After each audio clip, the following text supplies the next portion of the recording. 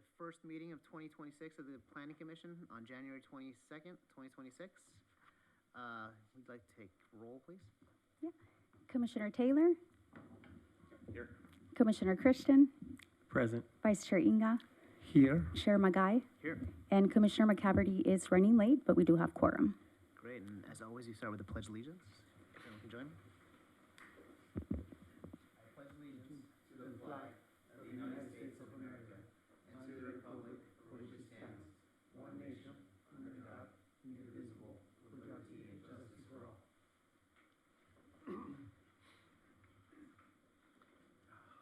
Okay, first up, we have the, I'd like to open the floor for public communications. Is there anyone here in the audience that wants to comment on an item that is not on the agenda? Seeing none, I will close public communications. That moves us to the consent calendar. We have a presentation on item number 3, so we'll pull that off of consent and just consider items number 1 and 2 to be approved under consent. Do I have a motion?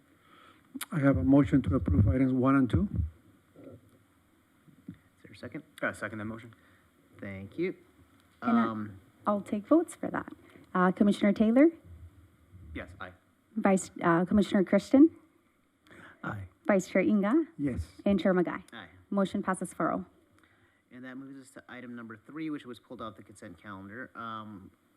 Environmental assessment number EA 1409 and administrative use permit number 2505 for 2 monument signs taller than 8 feet high. And we have a presentation for this. We do. Good evening, Chair and Commissioners. I'll be presenting EA 1409 and AUP 2505 for 2100 East Grand Avenue. So the project site is located at the northwest corner of Grand Avenue and Continental Boulevard within the corporate office zone. The site measures 259 square feet and is currently developed with a campus containing 3 offices and 2 parking structures. The aerial view before you does identify where the 2 proposed monument signs will be. One of them will be at the corner of Continental and Grand, and then the other one will be at the corner of a driveway that they have off of Continental Boulevard.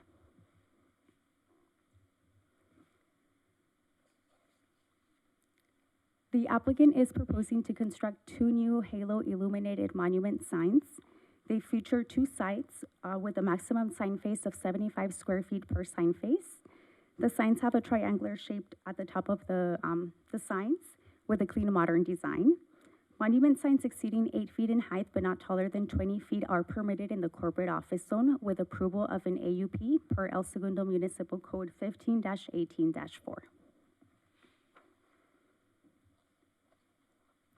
The director's decision letter containing the staff report does outline and concludes that the proposed location and the size of the monument signs satisfy the findings listed above.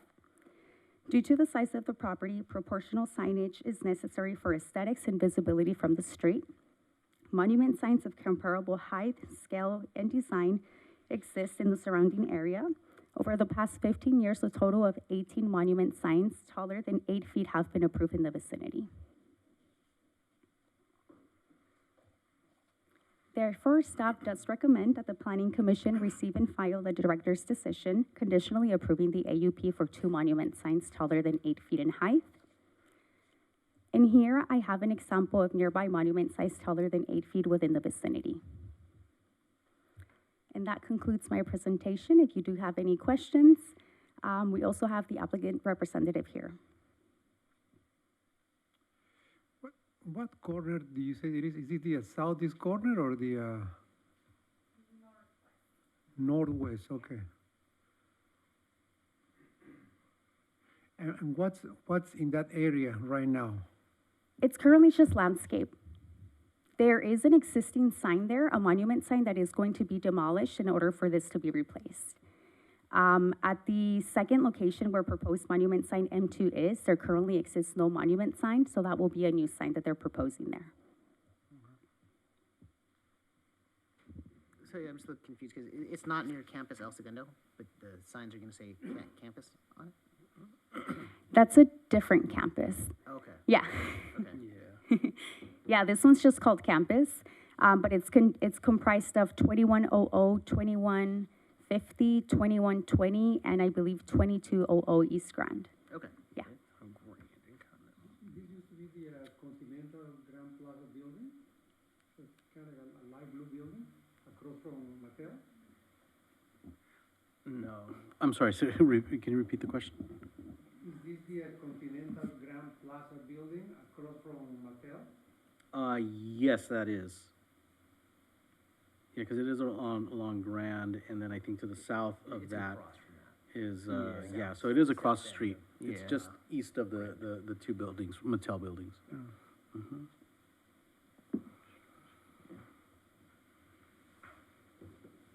Probably an obvious answer, but these are obviously set back far enough, there's no obstruction to traffic or pedestrians or anything. Yes, correct. So, in general, signs do have to be at least 3 feet away from the property line. But because this is a corner, there's also corner visibility triangles that they do have to respect, they'll be located outside of that.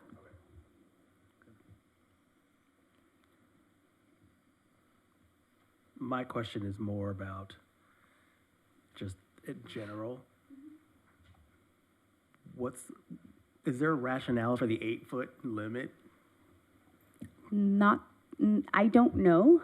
I've been with planning 3 years, but I do know that prior to that, the limit used to be 6 feet. So if it was 6 feet or higher, you used to require an AUP, and that was changed or amended at one point to 8 feet. And now everyone's making 15-foot signs, and they have to come and get Yeah. permission for, okay. All right. Yes, as Jasmine has pointed out, it was limited to 6 feet in the past, and then several years back, there was a code amendment, and it did bump that up to 8 feet, and then anything above 8 feet does require an AUP. You always talk about, these incremental increases in development standards or whatnot. Several years back, maybe about 4 years ago, we did have a request that came before the commission that had an AUP and a variance, because they actually wanted to bump that up to 24 feet, because through the AUP process, you can go up to 20 feet. They wanted to go 24 feet. And talk about incremental, I think that was probably the first time that I think staff was like, no, that is way too much, typically, we try to be very, accommodating, but I think in that situation, it was like, not only was it incrementally increasing, by 2-3 folds, but I think also, what we do also look at is the general area in which it's located at. And so in that other example, there was a lot of signage.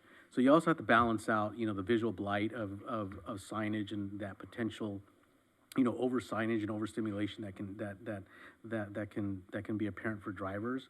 And then we also have to take a step back too, in terms of what's the purposes of signage and how does that kind of differ in today's technological world. But, people just can Google and get turn-by-turn directions, and it literally will tell you in 100 feet, turn right and your destination is there. So, whereas historically it was used to advertise your business or your properties, nowadays it's a little bit different. So I think, maybe, from a staff perspective, you don't need these tall signs that, that was once in the past. But that stated, we look at, in this situation, we look at the area in which it's located at and looked at other signage that's in the area and come to this conclusion in terms of this case, it's not an exaggerated request. I'm always, if we make like a bunch of exceptions, maybe we should just change the rule at some point. I know it's hard to keep up with the ever-changing, design aesthetic that we're trying to control, but if we just have a whole bunch of these in the office district part of the city, then maybe 8 feet isn't tall enough. And I don't know if they're making the change in some effort to drum up lease activity, because I know that like office leases are struggling right now all over. If this is an attempt to fight that, I get it. But then again, like maybe we should just change the standard. That's my only comment. I think you'll find every time we change the standard, They're gonna keep going. They're just gonna keep keep coming going. back, 50-foot signs. Give an inch to take a mile. I think so. I think the goal is to find what we believe or what you believe is to be appropriate, and then when there's asks for deviations, then you consider those against the merits of what you think are appropriate and the circumstances of the site, the location, the visibility, et cetera, and a lot of the things that Eduardo had mentioned, so. But and we do try to be responsive to industry changes, but if we change it, I guarantee somebody will come back and want something 50-foot a little side. bit more. It's just sort of the nature of the beast. Okay.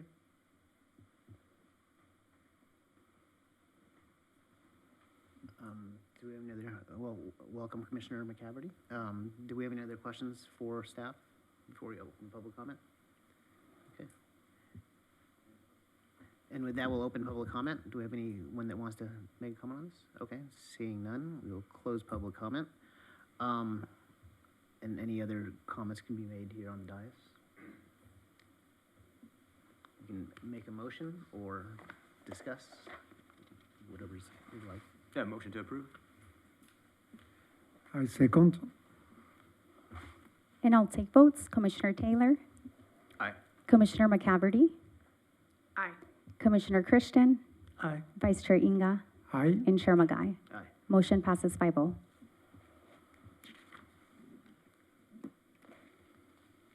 Okay, then we have no public hearings, new business, election of planning commission chair and vice chair for calendar year 2006. 26. Sorry, 2026, wow.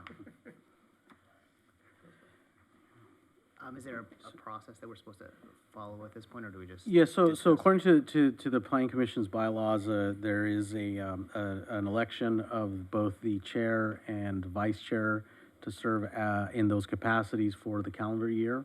So, you know, this was done, obviously, Commissioner became Chair Magai, and then followed by Mr. Inga is becoming vice chair last year for that term. So now we're up here. In accordance with your bylaws, we need to have the commission select or elect first chair, and then followed by the same procedure to select and vote on a vice chair. So first and foremost, I guess, is there anyone who has a nomination that they'd like to put forward? They can also nominate themselves per your bylaws for the position of Planning Commission Chair. I would like to nominate our current chair, Commissioner Magai, to continue serving as chair. Okay, thank you. Do we have a second? Do we need a second? See if there's other nominations. Oh, okay. first. Yeah. Oh, that's true. Are there any other Okay. Are the nominations? yes, This is thank you. This is for chair? This is for chair, correct. Yeah, are there any other nominations from the commission? No other chair? No other, okay. So in that case, it's appropriate to take a vote on the motion. Mhm. So, obviously, that's the only nomination, so I guess we could just go ahead and hold the votes, ayes or nays. Commissioner Taylor? Aye. Commissioner McCaverty? Aye. Commissioner Christian? Aye. Vice Chair Inga? Aye. Chair Magai? Aye.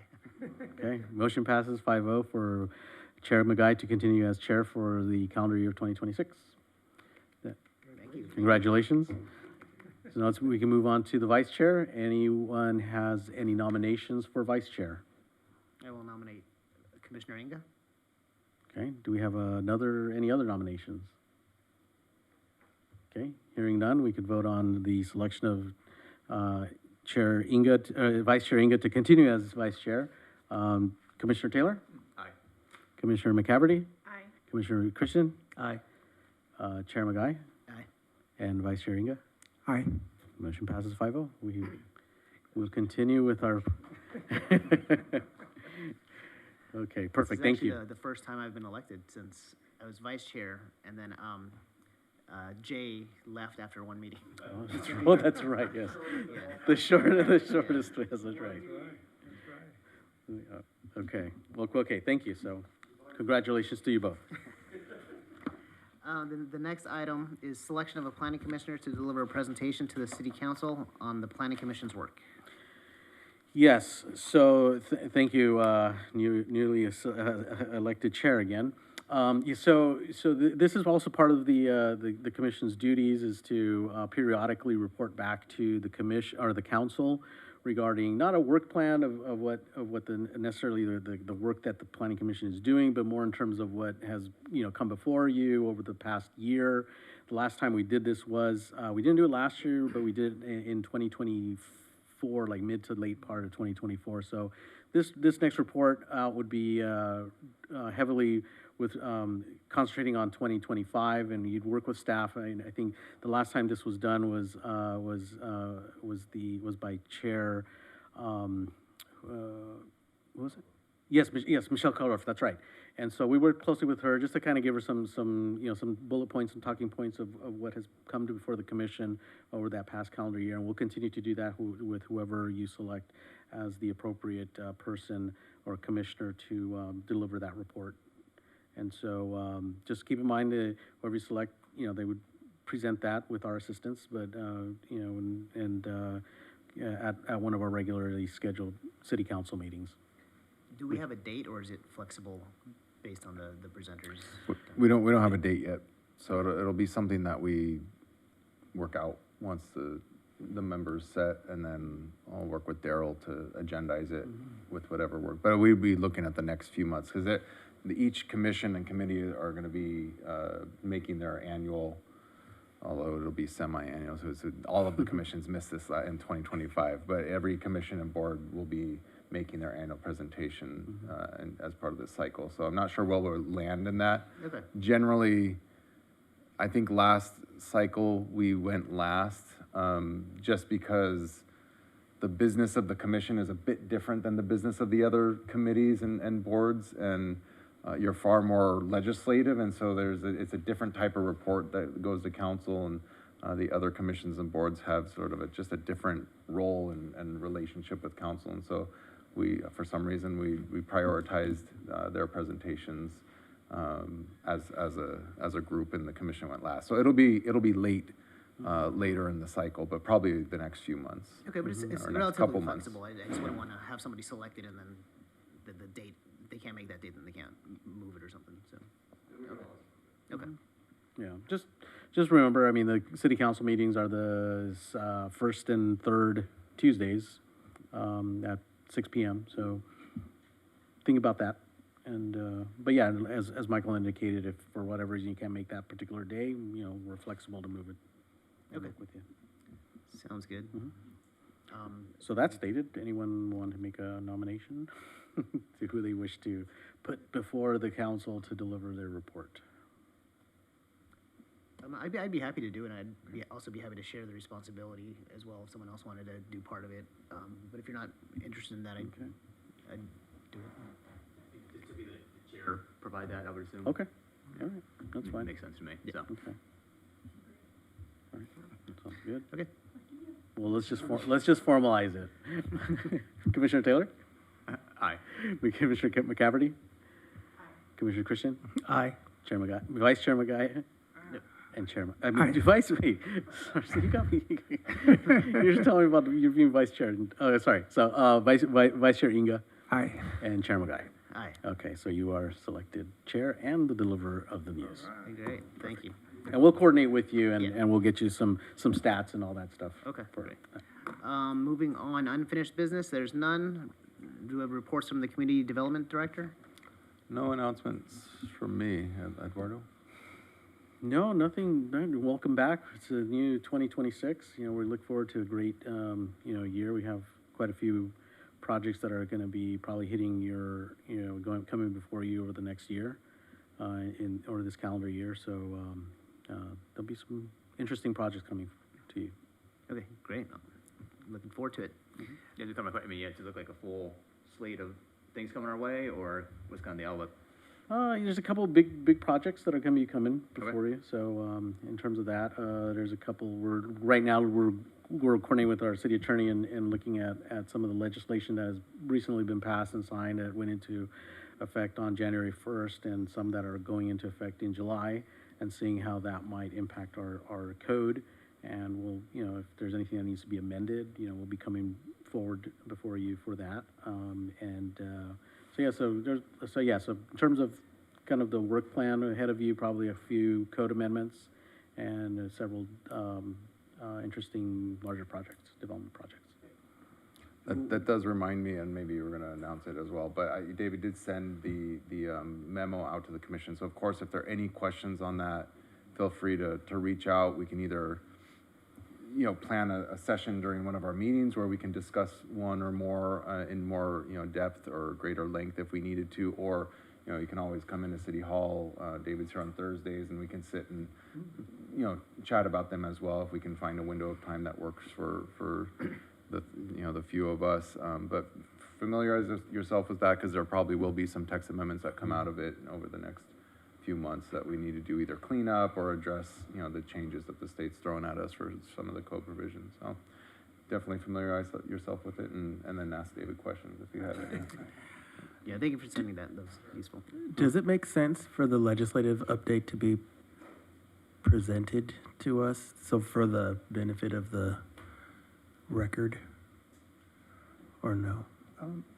We could do that. We could put it on a upcoming commission agenda, sure. Obviously it's a lot of information, not every bill might be interesting to the commission, so we can probably selectively point out a few. But yeah, we're happy to do that if that's what the commission wants.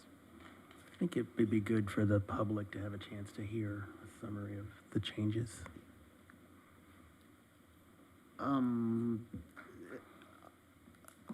Do we get a list of projects that we're gonna work on this year in advance? Do we have like a year ahead list? I'm trying to think if we've gotten that before.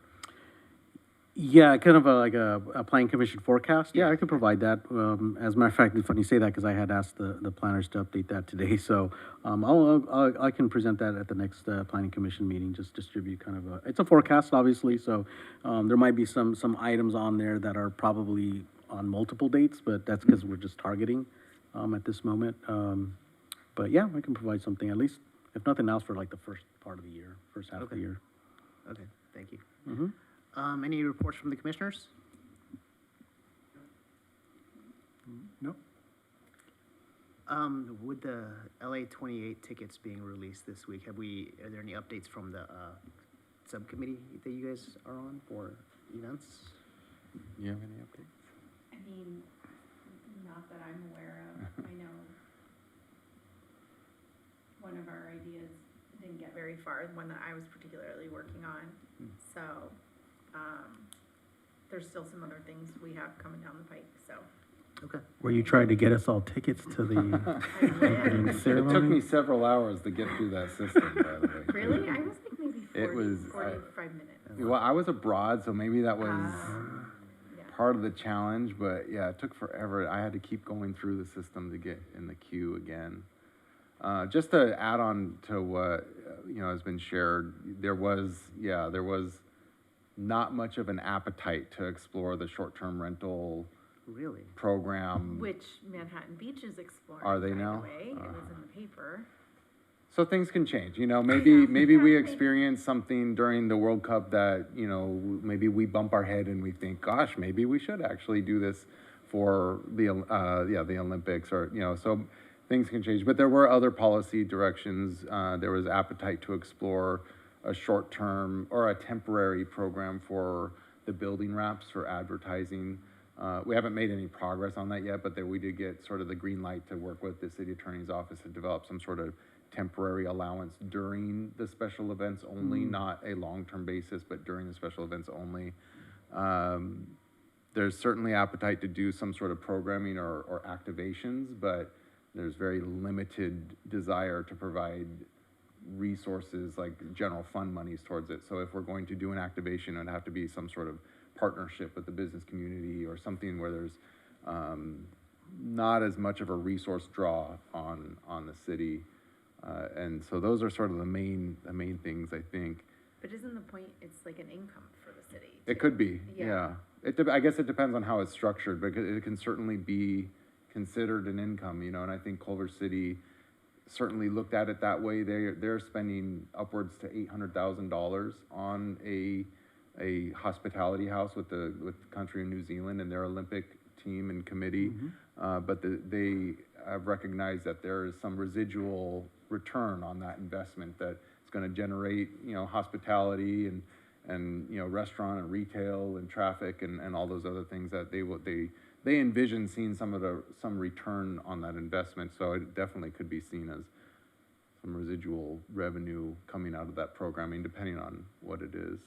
I think that's incumbent upon us to convince folks that that may be the case if we can think of a good idea to activate something here.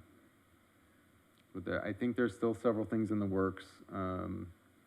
Had something on the top of my head on the World Cup that was coming down. I think El Segundo Brewing's planning an activation for the World Cup. They're proposing to closing down the alley behind their business and doing some sort of event there.